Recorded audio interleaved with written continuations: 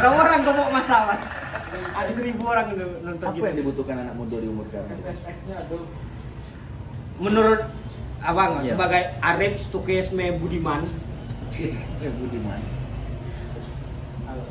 cuman sebelah pedas bae yang butuh anak muda ini. Anak muda cuma butuh sebelah pedas. Ngapa tuh bang? Ya karena ada sebelah pedas prasmanan di sebelah warung Ajo. Oh apa? Oh, sebelah pedas hidangan Prancis. Orang-orang yang bilang kalau prasmanan itu hidangan Prancis. Apa lah berapa tahun kau jadi ngedos? Kalau ngedodos sama sekali. Enggak, ngedosen. 2 tahun 6 bulan. Lama juga. Keluar apa nomor induk dosen baru berapa tahun? 6 bulan belakang. Nah, selama 2 tahun itu kan kau ngajar. Kira-kira apa pandangan kau tentang, kan baru satu generasi yang kau ajar kan? Gen Alpha apa? Gen Iya, apa? genau. Ya kan? Apa apanya yang kau lihat dari era-era ini? Era-era generasi muda. Apa yang kau lihat? Ini obrolan serius ya? ngalir we. Ya tapi kok serius bahasannya kok? Ya apa dia? Kalau yang awak tengok dari Gen Alpha sekarang yang awak ajar tuh orang tuh terperangkap di dalam digitalisasi. Nah, Jadi apa-apa orang tuh secara instan dan cepat. Kalau mau dapat informasi itu instan cepat.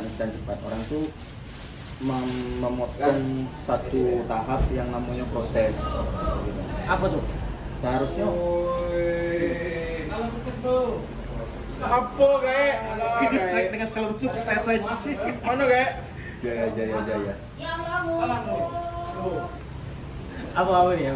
Orang tuh terperangkap dalam digitalisasi. Jadi karena digitalisasi itu orang tuh memotong dengan yang namanya proses belajar. Jadi kalau dalam tahap orang mau mendapatkan sebuah pengetahuan itu kan mereka mau kemudian berproses dulu tuh cari informasi dan lain-lain baru dapat hasilnya. Nah prosesnya ini tadi mereka sudah dengan instan tiba-tiba searching langsung dapat info. Nah dampak buruknya adalah ketika mereka dapat digitalisasi itu yang mereka dapat itu substansial instannya. Nah.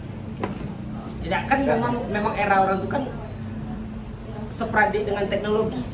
Kan duluan teknologi lahir daripada era orang tua. Nah itu efeknya buruk itu bang. Kalau tidak ada proses yang orang tuh lewati, prosesnya ini maksud awak tuh proses mencari tahunya bang. Proses mencari tahu orang tuh lah terpotong dengan instan. Kalau zaman kita dulu belajar mungkin Apa kak? Itu tuh kenapa dari situ ke sini? Makan siang nggak nih? Ada makan siang. Wandika. Ah terus nih. Enggak biber. Coba kasih sound effect lo. Oke boleh. Tentunya siapa anak kita.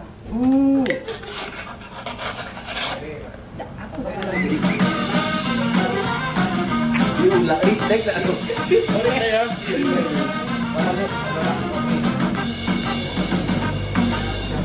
Oke, assalamualaikum warahmatullahi wabarakatuh. Bertemu lagi bersama kita ini ya, sahabatnya Bang Rico, sahabat Bang Rico semua. Astagfirullahaladzim. Real yo. Itu sound effect itu. Sound effect gitu. Efek juga. Nah, apa lagi nih tentang gen-gen apa Jadi ini? yang aku bilang tadi mereka tidak melewati proses belajar itu tadi bang. Jadi mereka cari informasi instan. Kadang syukur bagusnya mereka mau saring maksud awal tuh dalam satu sumber itu tuh mereka dapat info yang mereka cari validasinya lagi. Cari sumbernya lagi. Tapi kan di era sekarang, maksudnya era modern, era teknologi. Nampak tadi. Salah apa wajar kalau dia melampaui tingkat yang gue bilang tadi? Kalau Ya karena kalau dia melalui proses berarti dia kayak ini pendapat awalnya. Kayaknya dia tidak do kalau dia tetap melalui proses berarti dia tidak melek teknologi. nah, Iya lah. Kayak itu lah, betul gitu. Maksudnya bukan masalah melek teknologi yang tidak bang. Prosesnya ini tadi mereka salah dan wajar ya. Kalau wajar oke wajar tapi itu salah. Kenapa salah? Mereka tidak mengkaji ulang sumber yang mereka dapat. Toh yang diomongi sama influencer, yang diomongi sama Nah, itu anjing tuh, itu anjing. Nah, Itu anjing. Itu tuh kan enggak 100% benar karena cuma berdasarkan dari satu sudut pandang. Hadirlah bahasa-bahasa standar TikTok. Nah, seharusnya mereka mengkaji ulang dulu. Contohnya mungkin dalam pendapatan materi belajar, sumber materi belajar. Mereka cuma googling, dapat, ambil gitu. Tanpa mendalami. Kalau misalkan dalam metode penulisan kan kita punya parafrase, menyampaikan dengan bahasa kita sendiri. Nah, mereka tidak kayak gitu. Nah, ada timbul pertanyaan sih. Berarti kan anak-anak ini kan googling, kopas, selesai. Ada nggak antisipasi dari pengajar-pengajar atau dosen-dosen itu kayak jok kopas dari ChatGPT ini? Ada antisipasi kalian untuk tahu kalau itu tuh bukan hasil dari dia? Kalau misalkan kalau bagi aku pribadi tuh kalau selama itu cuma tugas seperti makalah tuh tidak masalah lah. Tidak masalah. Dalam bentuk tertulisnya, tapi ketika mereka mempresentasikan hal itu, mereka punya tanggung jawab. Betul kayak gitu. Jadi kalau tugas-tugas tertulis itu bagi aku tidak masalah semua. Tapi ketika mereka merepresentasikan itu orang lain, menyampaikannya dengan orang lain, tidak dengan bahasa itu lagi seharusnya. Ya, karena yang dicari itu kan ilmu yang menjadi tanggung jawab mereka yang mereka dalami. Nah, ketika mereka menyampaikannya ke orang lain, ya kadang itu tuh sudahlah disampaikan, ditampilkan, dibaca. Ya. Jadi dan dia tidak tahu apa yang tidak ngerti apa yang dibaca. Nah, itu masalahnya. Jadi tidak ada proses itu. Makanya bilang tadi proses mendalami materinya, mengkaji ulang sumber materinya gitu. Mereka tidak menyampaikan dengan kontekstual yang jelas. Yang awak sayangkan itu baik sih. Terlebih dari itu cara mereka untuk mendapatkan menggunakan teknologi itu tidak salah.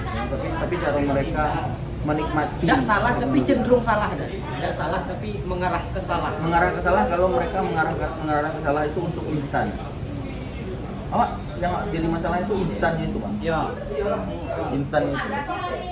Kadang karena instan jadi mereka lupa tugas mereka itu bukan sekedar duduk dan presentasi, Bang, ya. Tapi kan mereka punya tanggung jawab untuk mendapatkan ilmu pengetahuan. Ya. Tanggung jawab mendapatkan ilmu pengetahuan itu bukan dari dosen, Bang, ya, tapi kan proses belajar mereka itu kan sebenarnya mencari ilmu. Alam terkambang jadi guru. Nah, karena bagi awak bukan masalah pintarnya, tapi bijaksana dalam mendapatkan ilmu itu. Kalau secara instan berarti lah tidak bijak caranya. Nah, gitu. Anjay, kerennya no? Kerennya.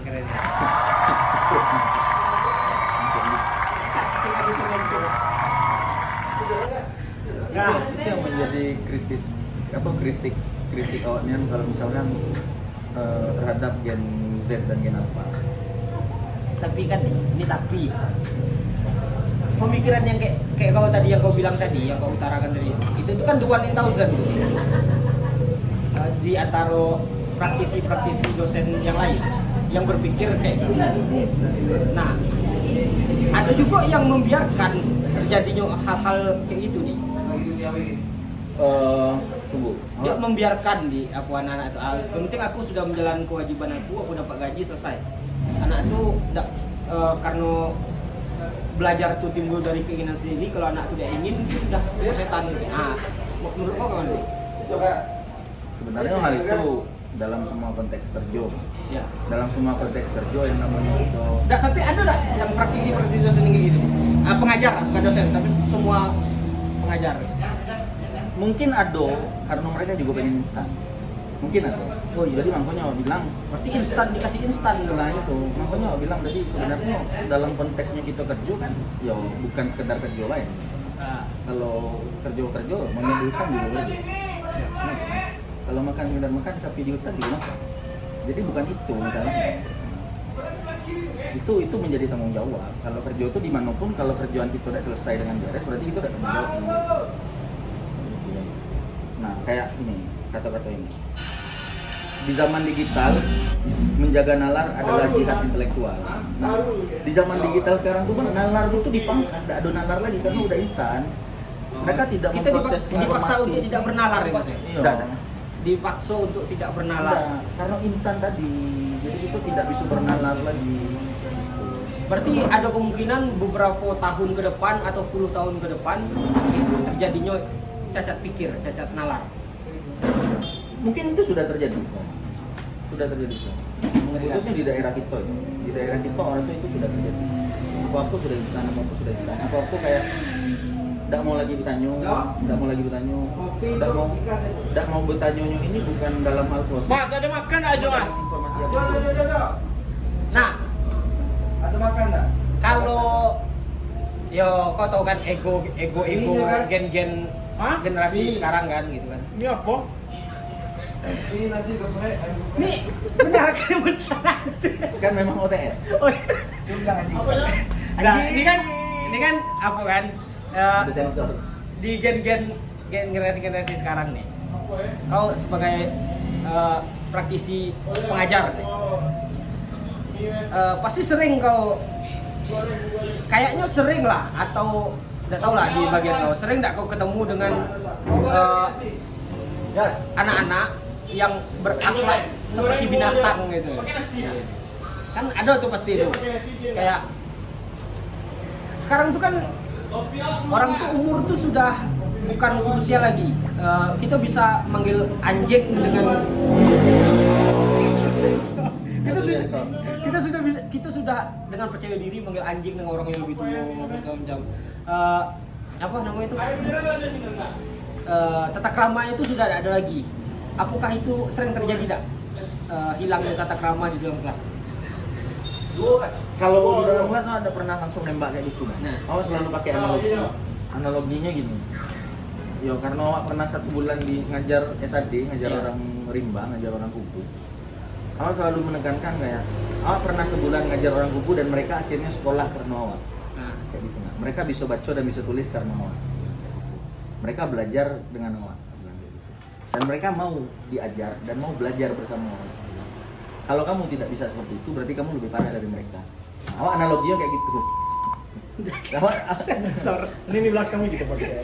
Serius nih? Awak- Panjang ya bang?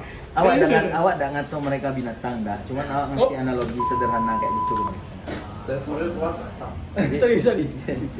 Jadi kalau bisa mau pas nak ngatain mereka tuh anjing dalam hati, awak kasih analogi selembut itu tapi menohok.